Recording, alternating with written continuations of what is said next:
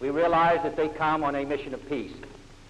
And we want them to know that the people of this country share their great desire that the problems which disturb the tranquility of the world be settled in a peaceful manner, in a manner which represents the desires of the people who are involved to live their own lives in freedom, a peace which is real, which permits an orderly settlement of difficult problems, a peace which represents the basic aspirations of people everywhere, a matter of such great importance, quite rightly to the people who met in Yugoslavia, to live out their own lives in the way they choose.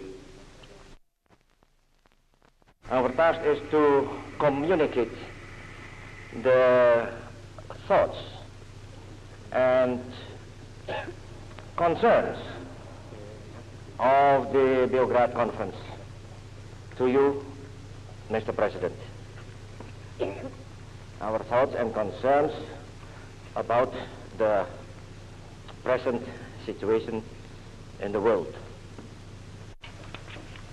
Nous apportons au président des États-Unis d'Amérique.